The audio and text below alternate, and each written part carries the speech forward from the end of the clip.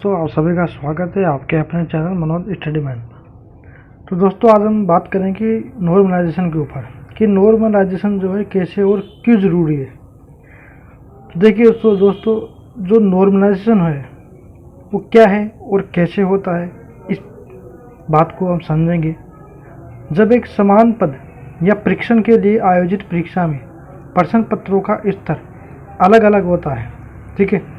जब प्रश्न पत्र स्तर जब अलग अलग हो और कठिनाई का स्तर कम या ज़्यादा हो तो अलग अलग शिफ्ट के अंकों को नॉर्मलाइजेशन प्रक्रिया से गुजारा जाता है, ठीक है दोस्तों, जिसमें अंकों के सामान्यकरण की प्रक्रिया को लागू किया जाता है, जिसमें सभी विद्यार्थियों के साथ न्याय हो सके। तो मतलब यदि आपका पेपर अलग अलग शिफ्टों में हो रहा है, किसी के कठिन पेपर आ रहा है, किसी का सरल पेपर आ रहा है, तो उन सभी को समान उनके साथ न्याय करने के लिए नॉर्मलाइजेशन की प्रक्रिया अपनाई जाती है। तो आज हम इस वीडियो में जानेंगे कि नॉर्मलाइजेशन आखिरकार होता कैसे है। तो देखिए दोस्तों,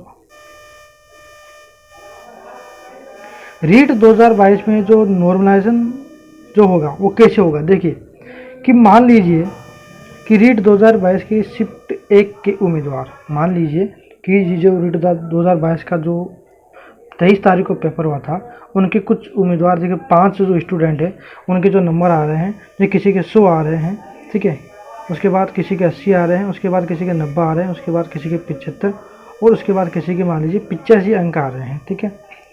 और ऐसे ही हम बात करें यदि शिफ्ट 2 की, तो मान लीजिए शिफ्ट 2 में जो है किसी के 60, किसी के 45, किसी के 55, किसी के 65 और किसी के 70 नंबर आ रहे हैं। तो आखिरकार कैसे पता लगता है, ठीक है। तो मान लीजिए कि ये शिफ्ट 1 है, ठीक है, ये शिफ्ट 1 है, ठीक है, ये शिफ्ट 1 है।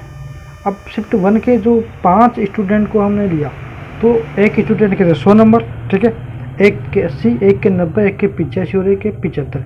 यदि हम इनका योग करें तो 430 आ रहा है, और यदि इनमें 5 जो भाग लगाए तो 86 आ रहा है। मतलब यदि बात करें हम इनको औसत की, ठीक है, यदि हम इनका औसत निकालें तो औसत कितना आ रहा है हमारे सामने, औसत हमारे सामने आ रहा है 86, ठीक है।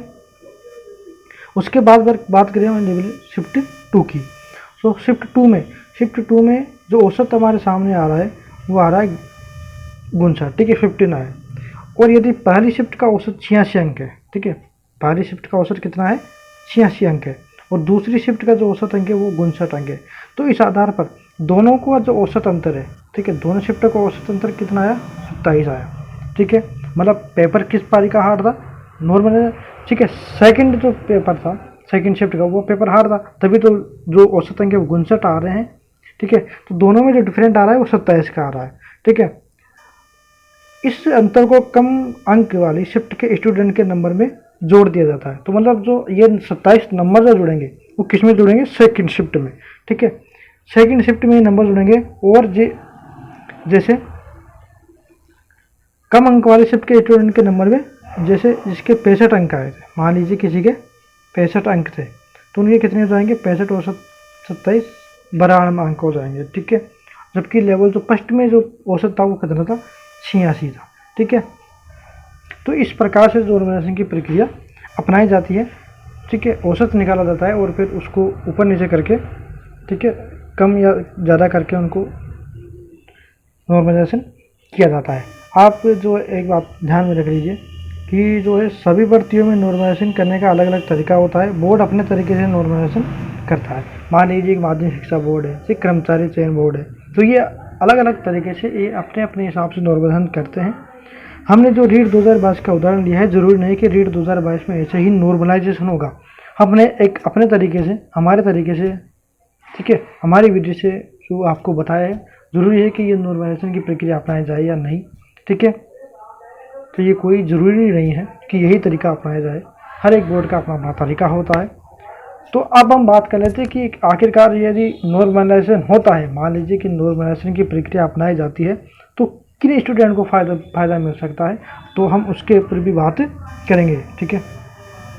देखिए लेवल 2 में मिल सकेंगे बोनस अंक, ठीक है। रीट परीक्षा 2022 में स्टूडेंट और एक्सपर्ट की माने तो इस बार रीट लेवल 2 में 23 जुलाई को जो दूसरी पारी का, मतलब लेवल 2 की जो प्रथम पारी का पेपर काफ़ी हार्ड था, ठीक है, लेवल 23 तारीख को जो लेवल 2 का पेपर हुआ था, ठीक है, तो वो सबसे कठिन माना जा रहा है दोस्तों। तो मेरे हिसाब से यदि नॉर्मलाइजेशन होता है तो उनको ज़रूर फ़ायदा मिल सकेगा, ठीक है।